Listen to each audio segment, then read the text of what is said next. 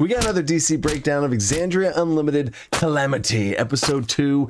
Brennan, Mulligan, and cast are absolutely killing it with this whole series. And it only lasts for 4 episodes, so we got to squeeze out as much as we can from this. I've got lots of moments to go over. Brennan takes these players on an emotional roller coaster, breaking tension with humor, secret insight checks, and a whole bunch more. I love to relive all these moments with you guys down in the comments, so get down there, let's talk about this kind of stuff and see what happens on the next episode. But before then, let's get breaking it down. How this works is you do not have to have watched the episode already. I'm going to give you the setup. You'll be able to see what's going down, and then we break it down. And there's lots of different stuff that you can take and learn from to use at your table, because these people literally are professionals. So let's go ahead and start taking some notes. For this first clip, Travis's character Sarah is this bird person who's a rogue type investigator. They are around a bunch of murdered, massacred bodies, and it's a very bloody scene that's been painted for multiple minutes, and they're in the middle of all this, and they're kind of going through it, and he's looking and doing his investigation thing, and he gets interrupted in the middle of this very gory, serious tone, gets absolutely interrupted in a very Brennan Mulligan moment here of a great Dungeon Master move that leads to a really awesome moment that leads to 3 different layers of emotion. Let's get into it. A sending stone in your back pocket, in one of the secret compartments that you keep. A small sending stone is... I'll retrieve it. As you hold it aloft and move it so that it can create noise, you hear a voice say, "This is Talon to Wingspan, Talon to Wingspan." Yes. I am in position, and I am reporting that Egghead is preparing to break curfew and sneak out of the house to go to a party. And you said that she's not allowed to leave, but she's about to leave, and she has no idea that I'm here. She has no idea that I can see her. She's about to do it. Oh my God! Look at Travis. Look at Travis. This is Carl. This is your son, Kier. Yeah. This is your son, Kier. He's using code names for Talon. you, himself, and your daughter that you have never heard before. So he gets interrupted from this murder scene with his son, who's spying on his sister, who's about to go out to a party of some kind during this big replenishment event that's going on in the current little setting that they're in right now. And it's so funny. They go back and forth with like a little, let me know what's going on. She's drinking some sort of beverage and made a weird face after she drank it. Like it's so well done by Brennan to role play his child like a serious kid trying to report and be a secret agent spy. It's adorable. It's heartwarming. And then there's this really cool moment. So first of all, this is the roller coaster. This is why I'm leading with this roller coaster of emotions. Emotions hit differently if you just went from a different one to a current one. If you're playing lovey sappy type emotions and you do something really lovey sappy, you're already in that space. It's not going to hit as hard. If you go from one to the other in this roller coaster type way, these moments are going to hit harder than if you already like primed them for it. So they're in a very serious blood, bodies. Oh, okay, what's going on? And then to hit with this, oh, it's so endearing, emotional. And then it hits even harder. There's a little moment here where Travis and his son are talking about this, and he says, "I love you. I just want you to see it. You got to see it." I'll be home when I can. I love you very much. Is that... I love you too, Dad. Sorry, I thought we were still doing... No, Talon too. Keep objective professionalism. Yeah. No telling who could be watching. Copy that, Wingspan, and me too. Me too. Thanks, son. I'll be home later. Okay. Do you know if Mom's supposed to come home tomorrow, or is she gonna miss the whole? Is she gonna miss the whole replenishment? This is big. I don't know. I don't know. I think she's gonna try and make it back by tomorrow. Your mom's a very busy scientist, brilliant woman, as you know. But she works at her own pace. But I'm sure if she can be here, she will be. Affirmative. We'll keep an eye to the skies, Pop, and Wingspan. And I'll tail Egghead and make sure that no funny business. Okay, copy that, Talon, too. Don't get, again, too close and stay away from the evil, dark magic liquor drinks that she's... Don't worry, Dad. I already collected a vial and I stored it in my evidence locker. Talent 2, where would this evidence locker be located? The evidence locker is in a secret compartment under my bed. No, it's in a different place. Don't worry. Nothing else is under my bed. I have to go. I gotta go real quick, but I'll talk to you soon. All right, talk to you too, Talent 2. Over and out. Over and out. Okay, so that very well illustrates the other things going on here. Is the sneaky little lore nugget he put in there as well, because it's serious moment, bodies everywhere. Talon is, well, what's funny is he calls him Talon. My son's name is Talon, so that hit me even harder. Is my son's actual name is Talon, not code nickname of these bird people talking with each other. So I thought that was really funny, and maybe that's why it hit me even harder. But it's this funny, hilarious moment, and then he talks about, wait, is mom gonna be back for the replenish? Like, wait, what? Like, and you see Abria and Sam were like, wait. What's going on there? And so that's another layer. It was serious, and then it's funny, cute, or it's like funny and adorable at the same time. And then there's a little layer of lore nugget in there. Where's his mom? Wait a second, is she going to come back? Is that going to be foreshadowing for the later? That raised my little suspicions and stuff. So this whole thing was so well done, of seriousness into humor, adorableness into secret little lore nugget, back with a funny little ending, and then over and out. And then they're back to this thing that they have to deal with. Timeout. One thing I have noticed from watching all these EXU breakdowns, first it was Matt Mercer seeing him on Critical Role, then Abria stepped in as a Dungeon Master, now Brennan Lee Mulligan stepping in. What a trifecta of amazing Dungeon Masters. And the one thing I do self-reflect on a lot as Dungeon Master when I watch these shows, I will pause videos and stop and be like, I wonder what I would have done there. I think one big thing that I have noticed that they are doing much better job at me, and it honestly makes me want to get better at, are their descriptions. And now you might think this is a cheesy segue, but it really is why I do love the sponsor of this video, dScryb.com, because I truly believe in what their purpose is of trying to help people with their descriptions, because I think it is a genuine problem. I've talked with newer Dungeon Masters about how they struggle to kind of find the right words to describe the right things. I've seen advanced Dungeon Masters try and push the limits even further to paint even better pictures, and that's literally what dScryb.com is here to help with. They're an online website of professionally written text boxes of over 8,000 now at this point, different text boxes for literally anything you could possibly think of in the game. They have a search box you can go search up anything from spells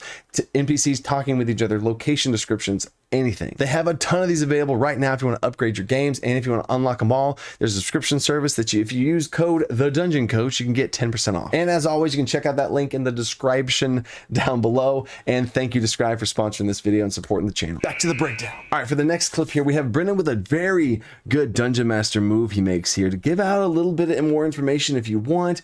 Here's how he handles this whole thing. There was an NPC, Pervon, that was in front of them. This was last episode, last session or whatever. What he does is give them a chance for another insight check. Now, why does he do this? There could be more information that you want to give your players, especially at the beginning of a campaign. And this is technically the beginning of a campaign, even though it's a much shorter one. But sometimes we want our players to know more than they currently do, but we don't want to like force it down or like, oh, you and just tell them and give it away. And then that feels like we're forced. It feels bad, right? So this is a great move. And I've done this before as well of, you know what, there's this moment. I want to give you guys a chance to do something here. And he gives them an unprompted insight check between these two people. And then he custom fits the insight check to match them. We'll talk about that in a second. Here's the clip. Outside the palazzo, we just had both of you interact with Pervon Sewell before his vanishing in some movement of divine magic and vanishing from the city of Avalier. I wanted to give you guys one last shot each at an insight check against Pervon. Just to add some context, he told some pretty heavy stuff to you guys, but I just wanted to see if there's any last little thing we can glean. Yes. Mm-hmm. Well, I got a 24.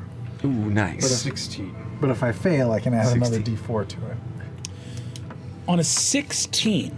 Now, he goes into two different insight checks of, he has some, now this is now me, I don't know, I have not asked Brennan this, maybe I should, but he has something he wants to give to the players. He has information in his head that he wants to give them. He wouldn't have asked for these checks otherwise. There's something that was missing. Maybe certain rolls weren't high enough back at the time, back in the last session. So he needs to give them something.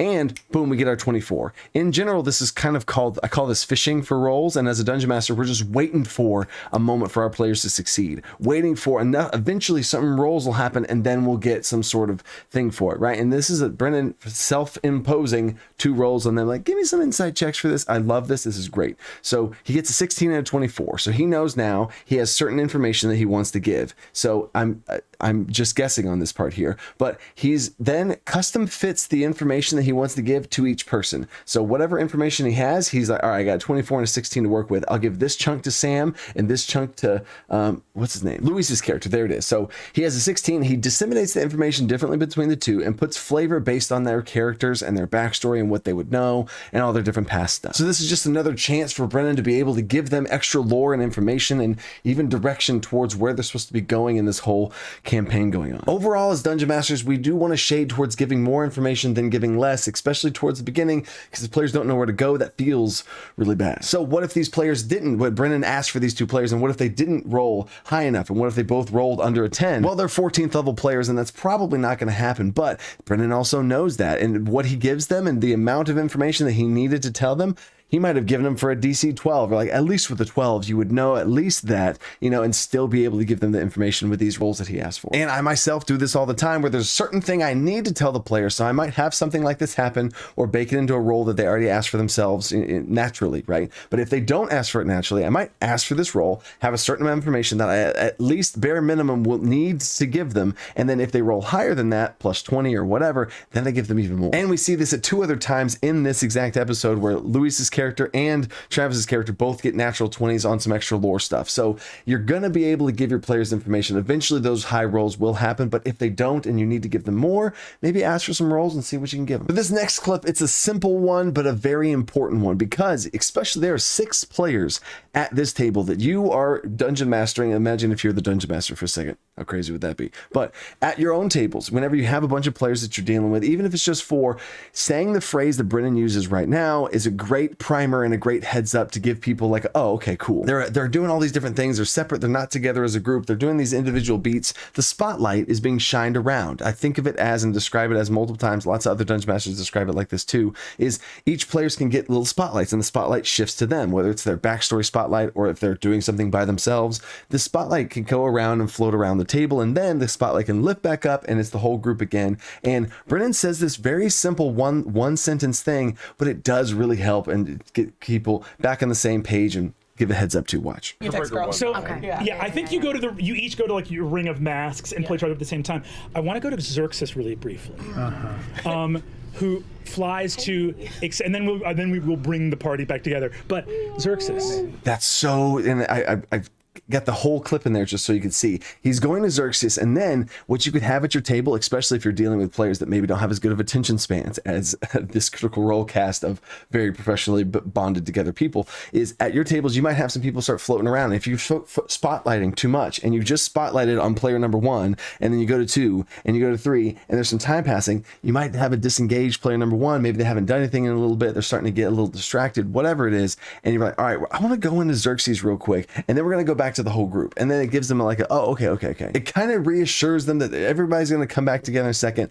Pay attention, here we go. Now again, I don't think that's a problem here for this cast, but I do think it could be useful at our tables. Next clip, now they are talking about they're trying to figure some stuff out here about how this stuff is working, how the world works, how this magic works, religion checks, all these different types of things going on, and they're really thinking about it. And Luis's character and Sam's character are thinking about it, and Brennan asks again for another insight check to Sam, but it's a really interestingly flavored insight check, which does make sense. And the biggest part here is what Brennan says at the end, having to do with roles and just the concept of roles in general, and it's either the player's perception of the role versus where the Dungeon Master's head's at. Check it out. Is established here. Loquacious, you're the one extra planar person here. Give me an insight check.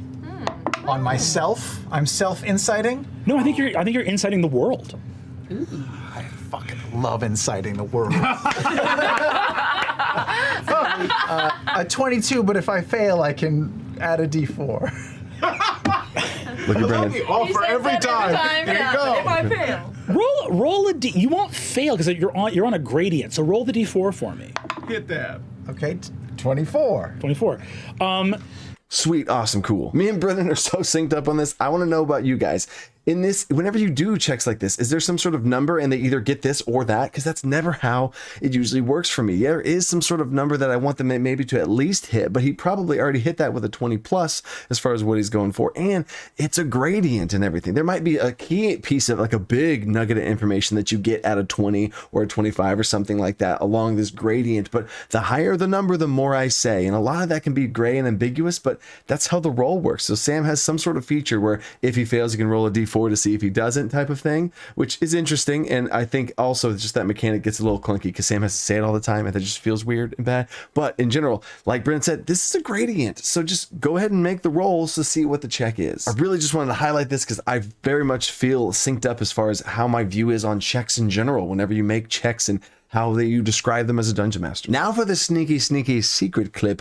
Marisha's looking around the room and they figured out this stuff about some sort of invisible person was in this room. And if you remember back, how could you forget in the first episode, if you did watch the first episode, the end of the first episode, I would just highly recommend go back, watch just the last little part of episode 1. Oh my gosh, it was insane.